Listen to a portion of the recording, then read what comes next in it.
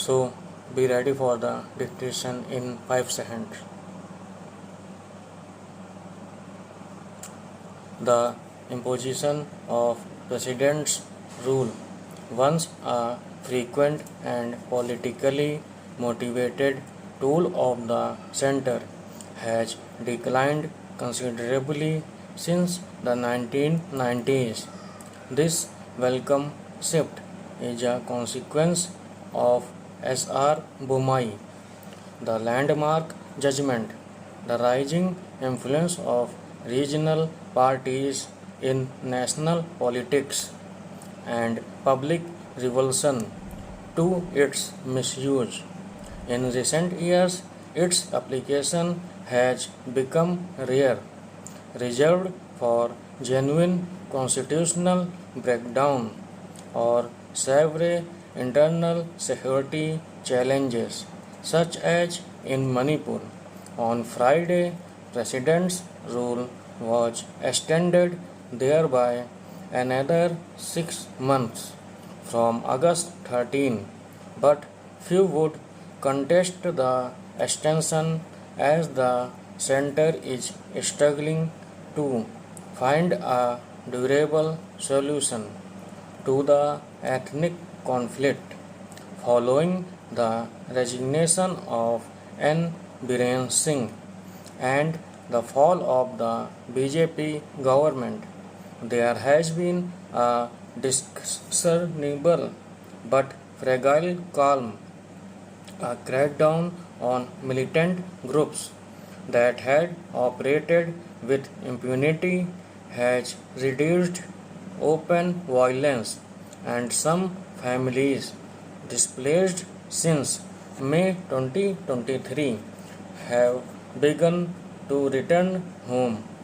However, these positive developments are overshadowed by the unbridged and deep-seated ethnic schemes between the Kuki-Jo and Meitei communities. The landscape of Manipur is still carved up by buffer zones, rigidly segregating communities. The political chasm is just as stark. Kuki-Jo groups are resolute in their demand for a separate administration, while hardline Meitei organizations persist with a narrative that brands fellow citizens as outsiders. Administrative steps, particularly those that restrict de-weaponization and a defanging of militant groups acting for ethnic interests, must continue.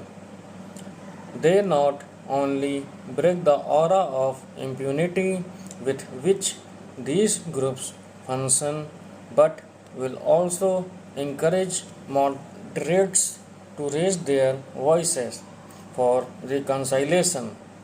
During Mr. Singh's tenure, prominent civil society activists seeking to halt the conflict by critiquing the biased nature of governance were hounded, but the administrative measures to improve the rule of law must be supplemented by political gestures.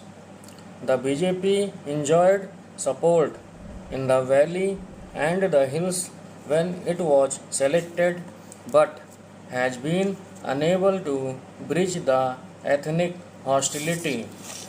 This is largely because the party's national leadership has shown little inclination to treat the issue urgently, leaving it to civil servants and security forces to tackle the problem. While the continuation of President's rule might seem inevitable in Manipur, its success should not be measured by the absence of violence alone. The center's responsibility is to foster political conditions to bridge the ethnic divide, but that responsibility must be shared. Political parties and civil society groups must defy the hardliners and begin the painstaking work of reconciliation.